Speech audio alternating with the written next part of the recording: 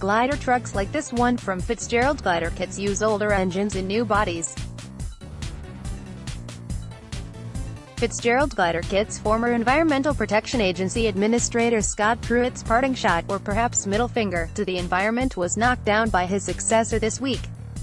Forced to resign after a hailstorm of scandals ranging from bizarre, sending his security team to scavenge for Ritz-Carlton lotion, to alarming, purging the EPA science advisors, Pruitt moved to secure a loophole for some of the dirtiest, most polluting trucks on the road on his last day in office. These trucks, known as gliders, repurpose old engines in new truck bodies to bypass pollution rules.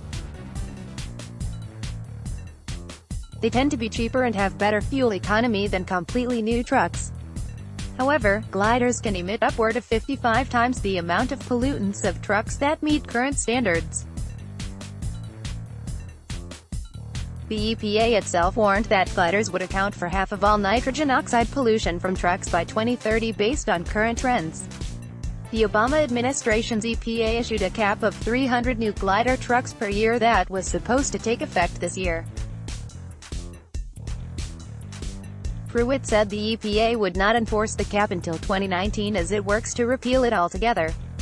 Environmental groups like the Center for Biological Diversity, Sierra Club, and the Environmental Defense Fund along with 16 state attorneys general immediately filed lawsuits to make the EPA uphold the Obama-era limit.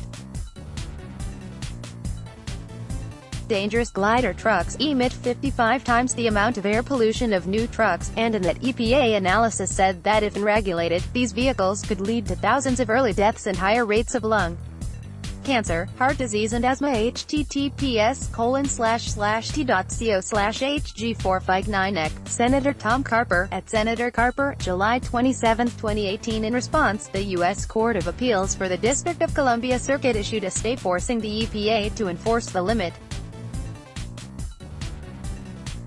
And on Thursday, Acting Administrator Andrew Wheeler, who took over for Pruitt, conceded in a memo that the EPA is giving up the fight. Wheeler concluded that the application of current regulations to the glider industry does not represent the kind of extremely unusual circumstances that support the EPA's exercise of enforcement discretion. That means the EPA will limit the number of new glider trucks each year to 300. But Wheeler is still trying to revise the regulation as expeditiously as possible. Joanne Spalding, Chief Climate Counsel for the Sierra Club, told me that the EPA is still advancing a proposal to loosen restrictions on glider trucks under their heavy-duty truck rules. But the rollback is based on a study finding that glider trucks produce comparable pollution to new trucks. That study was disavowed by the university that performed it.